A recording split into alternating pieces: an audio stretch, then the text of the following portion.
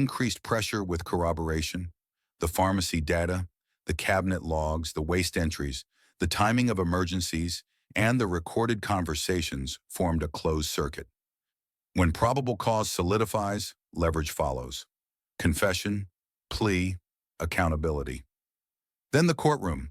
A clerk reads names. Families stand.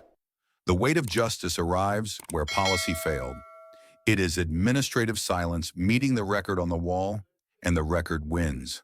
Multiple consecutive life sentences shut the door. The outcome did more than stop a single man. It spoke for patients who never had a voice and for families left with an empty chair that never made the news. Loughran's risk broke the code of silence. It forced the system to answer a question it had avoided for years. 2 courtrooms, 2 killers. In general, the nursing staff that this was a rise compared to previous years. How does deliberate harm hide in a unit designed for fragile life? And how does the courtroom see intent? In a neonatal ward, doors lock, access is logged, and every milliliter is supposed to be accounted for. Yet across months, a cluster of unexpected collapses surfaced where the staff was trained to prevent them, not cause them. The setting was Lucy Letby's unit.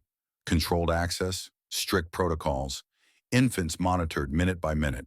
The defense pressed complexity, prematurity, infection, uncharted variables.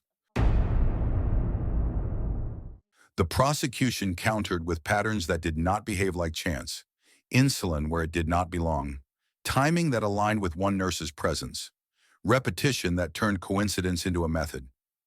NHS guidelines under the neonatal care standards mandate air insulin only for diabetic neonates, highlighting routine blood gas monitoring to detect anomalies early. Investigators followed the paper that people write when they think no one will read it. Diary entries and personal notes reached the courtroom. The language mattered, dates mattered. Prosecutors matched entries to ward events, aligning phrasing and timestamps with collapses that should not have occurred. The entries became anchors the jury could hold while the medical science moved in. The Crown framed intent by narrowing possibilities until only one remained. Repeated acts that looked the same across different infants. Proximity that placed the same person at the bedside when crises began. Elimination of other medical causes, case by case, until the residual explanation was deliberate action. When the same pattern survives across patients, the law sees design,